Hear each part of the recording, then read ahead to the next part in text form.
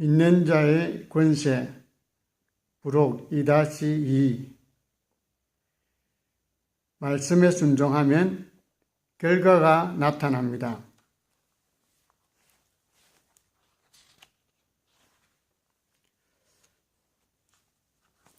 성경이 우리에게 억압과 근심을 없애버리는 것에 대하여 말하고 있는 것을 우리는 알고 있습니다.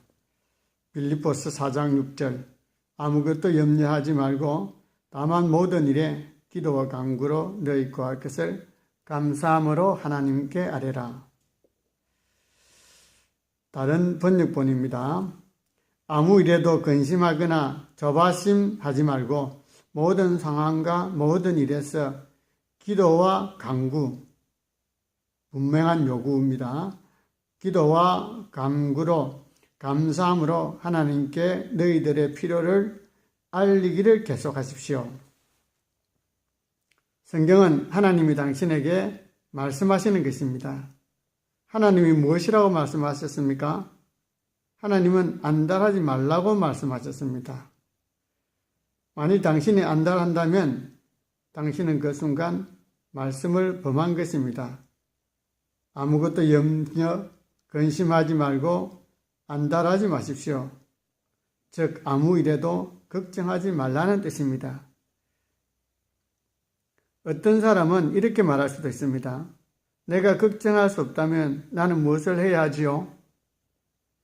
말씀은 모든 일에서 기도와 간구로 우리의 요구가 하나님께 알려지도록 하라고 말하고 있습니다. 당신이 안달하고 걱정하도록 유혹이 되는 것은 무엇이든지 그것에 대하여 기도하기 시작하십시오. 이렇게 기도의 응답을 받는 것입니다. 살다 보면 문제가 생기게 마련이지만 그 문제들이 당신의 삶을 주관하도록 할 필요는 없습니다. 문제는 존재하지만 문제가 당신을 주관하게 되어 있는 것은 아닙니다. 당신이 문제를 지배해야 합니다. 당신이 문제를 다스려야 합니다. 사람들은 성경에서 말하는 것은 행하지 않고 결과만 얻으려고 합니다. 그렇지만 당신이 평안하게 살기를 원한다면 말씀에 순종해야 합니다. 빌립보서 4장 7절은 우리가 6절을 순종하면 무슨 일이 일어나는지 말하고 있습니다. 빌립보서 4장 6절 아무것도 염려하지 말고 다만 모든 일에 기도와 간구로 너희 구할 것을 감사함으로 하나님께 아뢰라. 7절 그리하면 모든 지각에 뛰어난 하나님의 평강이 그리스도 예수 안에서 너희 마음과 생각을 지키시리라. 6절이 말하는 것을 행하여 7절에 있는 유익한 것을 즐기십시오. 하나님의 평안은 우리 사람의 모든 지혜, 모든 이해를 초월하는 것입니다. 근심과 압박과 마음의 걱정보다는 하나님의 평안을 나의 삶에 가지기를 원합니다. 대부분의 그리스도인들은 시편 23편을 잘 알고 있습니다. 그렇지만 어떤 사람들에게는 이것이 그냥 아름다운 시에 지나지 않습니다. 이것은 시 이상입니다. 이것은 하나님의 성령의 영감을 받은 것으로서 우리 믿는 자들에게 속한 것입니다. 시편 23편 1절은 이렇게 말하고 있습니다. 여호와는 나의 목자시니. 요한복음 10장 11절과 14절은 예수님께서 선한 목자라고 말하고 있습니다. 만일 예수님이 당신의 주님이요 당신의 선한 목자라면 시편 23편은 당신에게 속한 것입니다. 이 시편을 이해하면 당신의 삶에 평화가 오고 당신의 근심과 걱정을 없애버리는데 도움이 될 것입니다. 시편 23편 다윗의 시입니다. 여호와는 나의 목자시니 내게 부족함이 없으리로다. 그가 나를 푸른 풀밭에 누이시며 실만한 물가로 인도하시는도다. 내 영혼을 소생시키시고 자기 이름을 위하여 의의 길로 인도하시는도다. 내가 사망의 음침한 골짜기로 다닐지라도 해를 두려워하지 않을 것은 주께서 나와 함께 하심이라. 주의 지팡이와 막대기가 나를 안위하시나이다. 주께서 내 원수의 목전에서 내게 상을 차려주시고 기름으로 내 머리에 부으셨으니 내 잔이 넘치나이다. 내 평생의 선하심과 인자심이 반드시 나를 따르리니 내가 여호와의 집에 영원히 살리로다. 아멘. 예수님이 여러분의 목자이기 때문에 예수님은 당신의 원수의 목전에서 당신에게 상을 차려주십니다. 어떤 사람은 이렇게 말할지도 모릅니다. 나는 아직도 문제를 가지고 있는데요. 문제는 여러분이 상 대신에 적을 보는 것입니다. 그렇습니다. 적은 실제로 있습니다. 그리고 문제들도 실제로 있을 것입니다. 그렇지만 우리 원수의 목전에서 예수님은 우리들 앞에 상을 차려 주십니다. 원수는 그 상에 초청받지 못했습니다. 많은 그리스도인들의 문제는 그들이 상을 바라보지 않고 원수를 바라보고 있는 것입니다. 예수님께서 하나님의 성도들에게 먹일 상을 차려 주셨습니다. 와서 먹으십시오. 와서 먹으십시오. 원수를 더 이상 바라보지 마십시오. 왜냐하면 그는 당신 뒤에 있기 때문입니다. 그냥 그 상 앞에 앉으십시오. 상에 무엇이 차려져 있습니까? 당신이 필요한 것은 무엇이든지 다 있습니다. 와서 먹으십시오. 어떤 사람은 이렇게 말할 수도 있습니다. 그렇습니다만 마귀는 아직도 거기 있습니다. 예, 그렇습니다. 마귀는 아직도 거기 있습니다.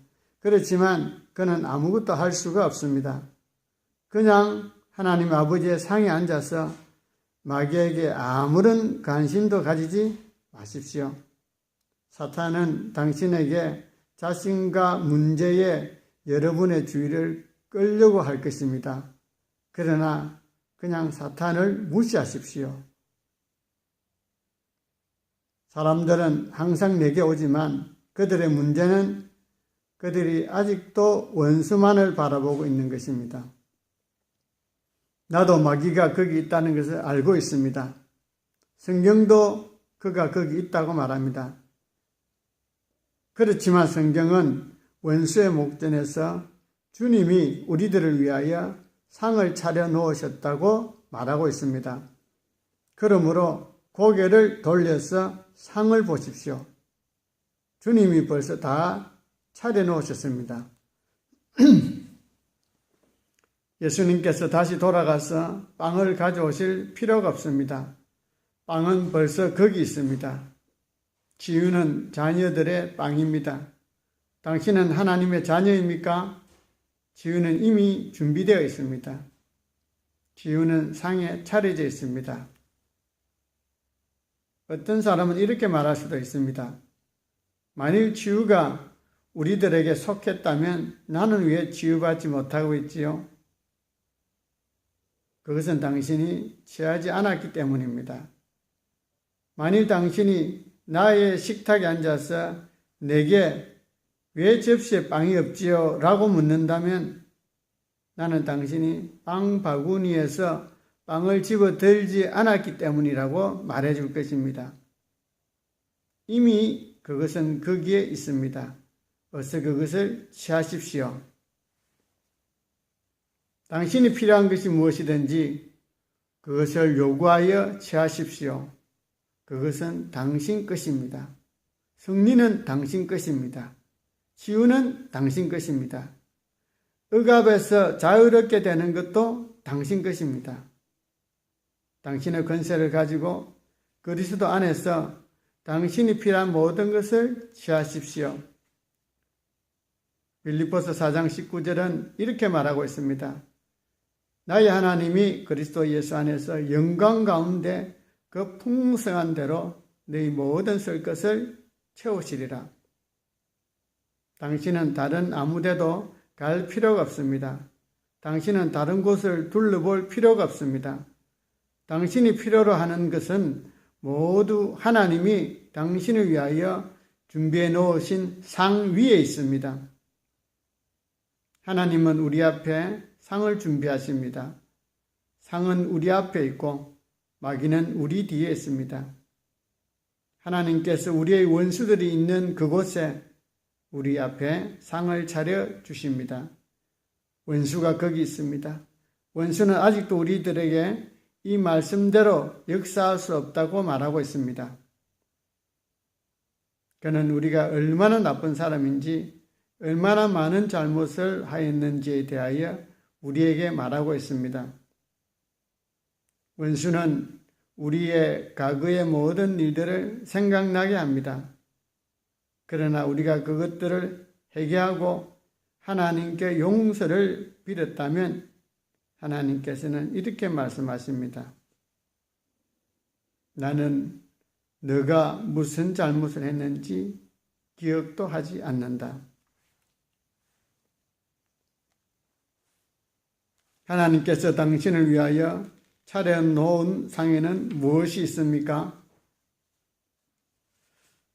당신이 거듭난 후부터 영원으로 들어갈 때까지 당신이 필요로 하는 것은 무엇이든지 모든 것이 다 거기 있습니다. 그리고 이 상에는 음식이 떨어지지 않습니다. 하나님은 선하시고 그의 자비하심은 영원하시기 때문입니다. 결코 다함이 없습니다. 하나님께 영광을 돌립시다.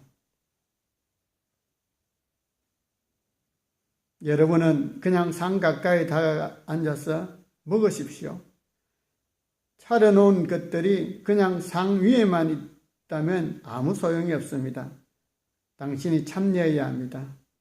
하나님의 선하심에 참여하고 그의 자비에 참여하고 그의 치유에 참여하고 그의 구원에 참여하십시오. 이렇게 크게 말하십시오. 주께서 내 원수의 목전에서 내게 상을 차려 주셨습니다. 모든 원수의 목전에서 당신의 눈을 상에서 떼지 마십시오. 당신의 눈은 준비해 놓은 것들에서 떼지 마십시오. 원수나 혹은 그가 하는 말에 주의를 기울이지 마십시오.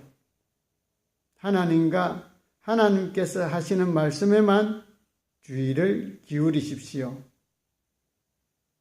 그분이 상을 차려주시는 분이십니다. 와서 먹으십시오. 아멘.